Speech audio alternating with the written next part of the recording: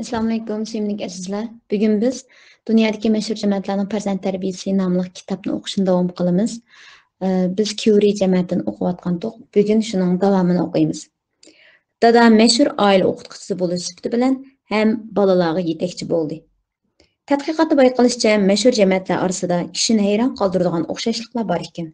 Masalan, Curie jamoati bilan keyingi bobda so'zlanadigan Darwin jamoatining bakmo o'xshash taraflari bor ekan. Bu ikki jamoatning o'rtaq nuqtasi dadasining ilm-fanga bo'lgan qizg'inligi ta'sir ko'rsatish ham farzandlari buyuk olim bo'lib yetishib chiqish. Pierre Curie aksi va ayoli bilan birlikda ilm-fan tadqiqoti bilan shug'ullanadi. Buning hammasi dadasining tuhfasidan bo'lgan. Pierrening dadasi va buvisi doktor bo'lib, o'g'liga kelganda dunyoga mashhur olim borliq keladi. Pinyaning dadasi o'g'lida tabiat ilmiga cho'nqur qiziqish borligini bayqagandan keyin bolalarini o'z ixtiyorligi bilan tabiat ilmining okeanida erkin o'sishga qo'yib etgan. Doktorlik kasbi bilan shug'ullanayotgan dadasining qiziqdigani tabiat va tibbiy ilm bo'lib, u yosh vaqtida mashhur olim bo'lishni ko'ngliga pukidi. Ammo to'y qilgandan keyin ikki bolani beqish va turmush halakchiligida orzusidan voz kechadi. Chunki turmushni qamdash jihatda doktorlik kasbi oilani shubhasiz kapolatga ega qiladigan hunar edi. Turmushni qamdash davomidami Pierrening dadasi tabiat ilmiga bo'lgan tadqiqotdan voz kechmaydi. Faqat asosiy aslahalarni hozirlaganda, ondan butun zehni bilan ayni chog'da oldingi mudofaa hisoblanadigan tuberkulyoz bakteriya to'pi tadqiqotiga zehnini qartalaydi. Tajribaga yetarlik hayvonot, o'simlik avrishkilariga erishish uchun u hamisha yiroqlarga safar qilib, avrishki to'playdi. Pinyaning dadasi o'zining yuqori tibbiy talantidan foydalanib, nurg'un namratlarni qutqizdi. Fransiyada inqilob portlaganda Pierrening dadasi o'zining yotqini oddiy doktorxonaga o'zgartib, yordar askarlarni qutqizishga ishlatdi. Uningdan boshqa Pierrening dadasi oilasini maqsadli holda Parij atrofiga o'rlashtirib, bolalarda kichikdan boshlab tabiatga bo'lgan izdinish havasini yetildirdi. Pierrening aqliy iqtidorining yetilishi boshqa bolalarga solishtirganda ostroq bo'lib, shunglashqa dadasi bolasini o'zi o'qitishni tanlaydi. Odatdagi ahvolda nurg'un ota-onalar bolalarining aqlining boshqa bolalardan tuvarak ekanligini bayqaslar aldirab tinib farzandlarining kelgusidan voz kechib ketadi. Ammo Pierrening ahvoli kishilarning bu xil usulning xato ekanligini isbotlaydi. Uningdan boshqa Einsteinning misolimi kishilarga bir odamning bolalik davri uning kelgusini belgilamaydiganligini samimiy esiga soladi. Einstein Yahudi bo'lib, u boshlang'ich maktabning 1-yilida o'qiyotgan chog'ida muallim uning natija jadvaliga bu bolaning aql bo'linmasidan har qanday umidni kutishga bo'lmaydi degan baho so'zini yozadi. Buningdan Einsteinning aqli bo'linmasining muallimni voz kechish darsiga olib qo'yganligini ko'rib olg'ili bo'ladi. Ammo Einsteinning ota-onasi o'g'liga cho'nqur ishonadi. Einstein aslab mundaq degan: "Onam azaldan meni boshqalardan tuvan tursan" deb kamsitib boqmagan. Einsteinning ota-onasiga o'xshash Pierrening ota-onasimi bolasining kelgusidan xeyli burunli voz kechadi. Pierrening dadasi o'g'lining aqliy bo'linmasining taraqqiyotining ostroq ekanligini jazmlashtirdi. Shunglashqa u o'g'lini o'zi o'qitishni qaror qildi. Chunki u aql bo'linmasi osti bolalarni maktabga berganda Einsteinga o'xshash muallimning kamsitishga uchrashi mumkin deb qaraydi. Oxirida Pierre dadasining takror qilishi natijasida to'liq o'tir maktabdan darsliklarini to'liq o'qib chiqdi. Pierre emas, uning oqsimi maktabda o'qimaydi. Ular dadasining yetaklashi bilan o'qitishni tamomlaydi. Dadasi ikki o'g'ilni maktabda bo'lmaydigan qizg'inlik va aktivchanlik bilan tarbiyalaydi. Pierrening keyin buyuk olimga aylanishini inchki kuzatish kuchiga ega dadasidan ayirib qarag'ili bo'lmaydi. Hozirgi jamiyatda ba'zi ota-onalar farzandlarini tezroq utuq qozondirish uchun aldirab ko'pincha hollarda o'z irodasini bolalarga tengib, bolalarda eg'ir yashash va o'rganish besimi paydo qilib, oqibatda hech kimni xushal qilolmaydi. Bu jihat Pierrening dadasi o'z irodasini azaldan farzandlariga tangmagan hamda bolalarning aqliy taraqqiyotiga to'sqinlik qilgan talablarni o'tirib qo'yib boqmagan. Shuning uchun Pierre dadasining o'ziga bu xil erkin tarbiyani berganligiga ko'p minnatdorlik bildirdi. U maktabda o'qimay turib saboq oladi. Shuningdek ko'p vaqt oilada o'rganish bilan o'tadi. Har qatim dadasi tajriba ishlash uchun yig'ib kelgan o'simlik avrishkilarini ko'rganda, u tabiatga bo'lgan talpinishi va qiziqishini bosolmay qoladi. Shu sababli tabiat ilmiga qo'yiq havas qo'zg'aladi. Amaliyot tabiat bilan uchrashish Pierrening ruhiy dunyosiga halqiliq ta'sir ko'rsatdi. Pierre dadısının türtkisdə türlük təbiət hadisələrini көzütüb və düşünüp qalmasdan, bəlkə yana orman bilan yaqin arasında yüz beradigan təbiət hadisələrini bayqashni öyrənidi. Bəzida hayvonlarni anatomiyalik operatsiya təcrübəsi qilish uchun o'zi məxsus berib hayvonlarni ovlaydi. U təbiət bilan erkin uçuruş orqali təbiət ilmiga doir nurg'un bilimlarni to'playdi hamda təbiət ustida izlanish qaroriga keladi. Onundan başqa Pierre kitap o'qish orqali adabiyot va tarix jihatdagi bilimini cho'nqurlashtirdi. Uning dadasi turli adabiy kitoblar bilan liq to'lgan kitobxonada kitob ko'rgachga, ikki o'g'limi shundoq yaxshi odatni yetildirgan. Pierrening maktab sirtidagi ilm-fan bilimlarga zo'r qiziqishi, dadasining mehribonlik bilan rag'batlantirishi va ko'ngil bo'lishidan bo'lgan. Shu xil qizg'inlik uning cheksiz qizg'inlik bilan o'zining ilm-fan tadqiqotini olib berishiga, u qatnash hodisiga uchrab qazo qilgan qadar madad bo'lib kelgan. Chet eldagi mashhur jamiyatlarning yana bir o'rtaq alayiligi oila o'qituvchisi taklif qilib o'qitish. Tolstoy va Tagor qatorliq mashhur jamiyatlar farzandlarini oila o'qituvchisi taklif qilib tarbiyalashga intayin ko'ngil bo'ladi. Ular oila o'qituvchisi taklash orqali bolalarni texnik keng bilim sohasiga boshlab kirgil bo'ladi deb qaraydi. Umuman olganda mayli o'tmish yoki hozir bo'lsin, oila o'qituvchisi taklif qilib farzand tarbiyalash jamiyatda umumyuzlik hodisa taklif qiladi. Sevimli ota-onalar, mushu yerda oila o'qitish masalasi chiqib qoldi. Bizning shu bir xatoligimiz bor nima desanglar, bolalarimizningki qaysi tarafda kamchiligi bo'lsa, ashunga yordam beraylik, ashuni to'liqlab beraylik deb o'ylab biz alaqay sirtdan majburiy o'qitish taklif qilib, masalan, yoki kursga berib, matematikada nachar bo'lsa, uningga nimada qaysini bekki qilolmasa, bolaga shuningda o'qitish taklif qilib berdi. Endi buni alaqay to'g'ri xato bo'lsa unday sash o'tamdiq emas. Asli bir narsani yaxshi qilgan odam shunda jamiyatda diqqat qilsanglar hammasini yaxshi qila oladi.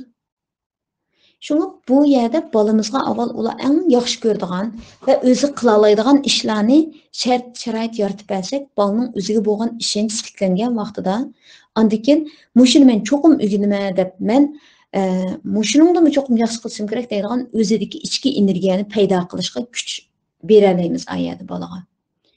Masalan, ba'zi bolalar bor, o'zi masalan, "Men shuni yaxshi qila olaman" deb o'ylaydi, o'ziga ishonadi va ma'lum bir ishni qilolmasa shunchalik jil bo'lib yoki bo'lmay qolsa, shu "Men shuni cho'qim qilaman, o'rganaman" deb o'zi yaxshi ko'rmaydigan, qilolmaydigan ish bo'lsa-mu, vaqt chiqarib, shuni rasmiy o'rganib, shu ishni yaxshi qila oladigan bo'ldi.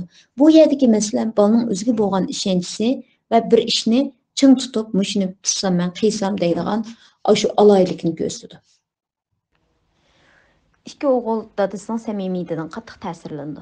Boshqalardan bekrak qitirqinib tadqiq qiladi. Ular oliy matematikani o'rganib qolmasdan, balki yana latin yozig'ini o'rganadi. Oliy maktabdagi matematik professorining yetaklashi bilan Pierrening qobiliyati ko'rinarli yuqori ko'tarildi. Bo'lib matematika jihati Pierrening aqliy bo'linmasi kishilarni hang-tang qoldirdi. Keyin u ayoli Mariyaga hamisha mundaq deydi. Ayni chog'da oila o'qituvchisidan matematika o'rganish haqiqatan bir ko'ngilli ish edi. Matematika va fizika jihatda alayda talantli Pierre 16 yosh vaqtida Tabiiy fanlar universitetiga o'qishga kirdi. Ota-onasining jafoliq tirishchiligi bo'lg'achqa Pierre o'smirlik chog'larida turli qiyinchiliklar ustidan g'olib kelish orqali oliy maktabga kirdi hamda o'zining alayidligi bor sohada ilm-fan tadqiqoti bilan shug'ullandi. Dadasi garchi doktor bo'lsa-mu, ammo u hamisha atrofidagi kambag'allarga yordam berib turg'achqa, oila iqtisodiy ahvoli boshdan oxir nomrod holatda turdi.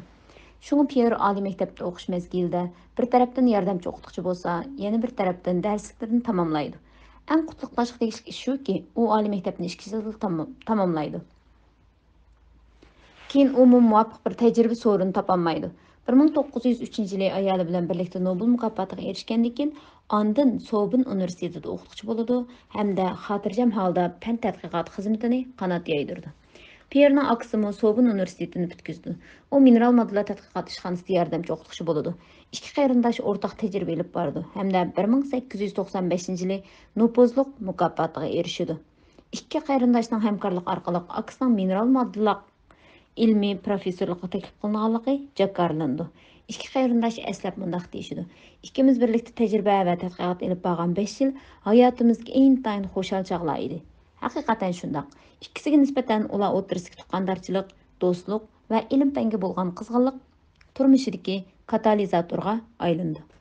Katalizatorning nimaligini Bilesizlar, ximiyada reaksiyaning sur'atini tezlatishga yordam beradigan narsani katalizator deydi. Pierre o'smirlik chog'laridan boshlabla aksi bilan birlikda dadasiga avrishga yig'ishib berdi. Shunga o'rtaq tadqiqot yoki hamkorlik tadqiqoti Pierre'ga nisbatan intayin tabiiy bir ishdek ko'rindi. Agar Pierre to'y qilgandan keyin ayoli bilan birga tadqiqot bilan shug'ullangan bo'lsa, mashhur olimga aylana oladi. Uning aksi bilan birlikda tadqiqot olib berishi, uning keng ilm fan yo'lida menish uchun puxta asos. 4 avlod olimni tarbiyalash. Curie xonim insoniyat tarixida tunji bo'lib Nobel mukofotiga erishgan ayol olim bo'lish sifati bilan u farzand tarbiyasida hargizmi o'z irodasini qizlariga tangmagan yoki o'zining ishlariga varislik qilishni talab qilmagan. Mariya garchi har kun tajriba va tadqiqot bilan aldirash yursimi, ammo hamisha vaqt chiqarib qizlarga amra bo'ladi. Ba'zida hatto noshtalikni qizlarning karvat beshiga olib berdi. U intayin mehribon bir ona edi. Mariya qizlarga batmi ishindi. Shunga ikki qiz o'zlarining hayot yo'lini erkin holda tanlay oladi. Cho'ng qizi onasiga o'xshash mashhur olim bo'lib yetishib chiqib, onasini ulgu qiladi hamda Nobel ximiya mukofotiga erishadi. Kichik qizi yozuvchi bo'ladi. Mariyaning qizlar bilan bo'lgan inoq ona-bolalik munosabati bilan Eynshteynning ota-bola o'rtasidagi munosabati ro'shan selishtirim bo'la oladi. Kishilar bu to'g'ri so'z-so'zak qilishib kelmoqda.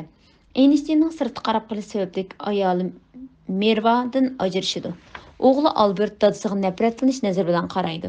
Bir qaytam u dadısıga butunlay 3 millat bilan to'lgan bir parcha xat yozadi. O'smir Albert aqlli bo'lib qolmasdan balki ajoyib musiqa talanti bor edi. Ammo u eng oxirida tushkunlik kasalligiga giribdor bo'ladi. Dadasi tarafidan tashlatilgan Merva o'g'lini ro'yi kasalliklar doktorxonasiga olib u o'g'lining holidan 35 yildan ko'proq xabar olgandan keyin o'zining umrlik tragediyasini oxirlashtirdi. Bir oilada suyimlik azizlar. Iqtisodmi muhim, to'g'ri. Er-ayollar o'rtasida bir-biriga bo'lgan muhabbatmi muhim.